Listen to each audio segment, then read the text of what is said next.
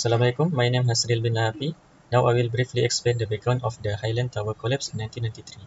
The Highland Tower complex consists of three 12-story apartments blocks built between 1975 and 1978 in Taman Hillview, Ulu Klang, Selangor. It was a popular residential area due to its scenic hillside location and proximity to Kuala Lumpur. However, the site had critical geotechnical challenges. Behind the buildings, it was a steep slope with a natural stream called the East Stream. The area experienced frequent heavy rainfalls typical of Malaysia's tropical climate, with, which increased the risk of slope instability. The collapse was caused by several key issues, which are poor drainage design, inadequate slope reinforcement, and uncontrolled runoff from nearby construction. These factors led to a landslide that undermined the foundation of Block 1.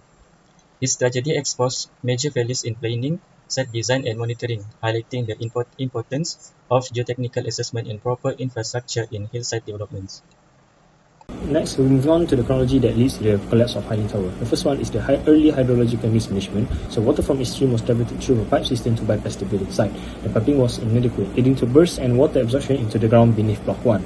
The second one is the impact of Bukit Antarabangsa development 1991. Extensive deforestation and also ground clearing activity increased water seepage and erosion. This excess water was channeled into the already weak east stream pipe system. The system became clogged with sand and silt, causing internal pressure and burst. By October 1992, water visibly flowed down the slope, causing localized flooding. The third one is the warning signs before collapse. In November 1993, cracks formed on access roads and around Block 1.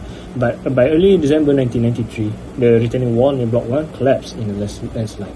The fourth one is the systemic failures identified. Persistent issue with inadequate drainage, poor maintenance, and uncontrolled hillside development is identified. The flawed urban planning, environmental impact assessment, and also post-construction management is also identified. Authorities failed to act on clear warning signs, indicating weak risk assessment and emergency response. Then last but not least, the fifth one is the root causes. Poor foresight in diverting the stream without proper capacity planning and also lack of maintenance and upgrade to critical drainage infrastructure causes the building to collapse. Regulatory failure to monitor and intervene despite evident danger is also one of the root causes of Highland Tower collapse. Next, we move on to the immediate impact and casualties. The collapse incident has caused three types of impact. The first one is the human impact. There are 48 confirmed fatalities, including locals and also expatriates. Victims included Carlos Abdul-Rashid, who is the son of former Deputy PM Musa Hitam and his wife. There are three people rescued initially, who are two Indonesians and one Japanese woman. However, the Japanese woman later died. The second one is the displacement and property damage. On December 12, 1993, Blocks 2 and 3 were declared unsafe and 260 residents evacuated. Block 1 completely destroyed and nearby properties severely damaged. Estimated loss in the millions of ringgit. Last but not least, for the rescue operations, involved teams from Japan and France, trained dogs and heavy machinery. The search ended on December 22, 1993 with only 2 survivors and 48 bodies recovered. Rescue was hindered by volume of debris, nature of the collapse, and also structural failure mechanics. The Highland Tower's collapse was caused by a combination of technical failures and regulatory lapses. Prolonged rainfall triggered a landslide due to post-slope instability and inadequate drainage systems. The building's foundation was not designed to withstand horizontal forces, and the retaining walls were structurally weak. Drainage systems were poorly maintained and flawed in the design. On the regulatory side, there were no proper hillside development guidelines, and critical standards were not enforced. The consulting engineer violated the Registration of Engineers Act 1967 by certifying incomplete works. The local authorities also failed to conduct proper inspections, ultimately leading to a preventable disaster.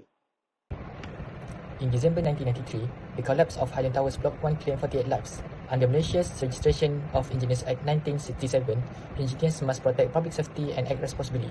However, in this case, engineers neglected proper geotechnical assessments and ignored clear warning signs of slope instability.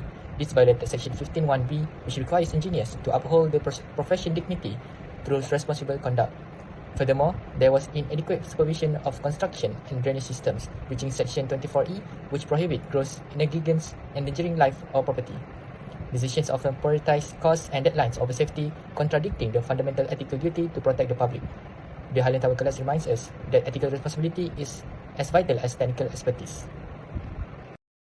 The Highland Tower tragedy reminds us that public safety is an engineer's top ethical responsibility. First, public safety must always be a core responsibility. Engineers are ethically bound to prioritize human life. This includes using high safety factory designs for retaining walls, promoting the Code of Professional Conduct by BEM, and ensuring engineers only work within their area of competence.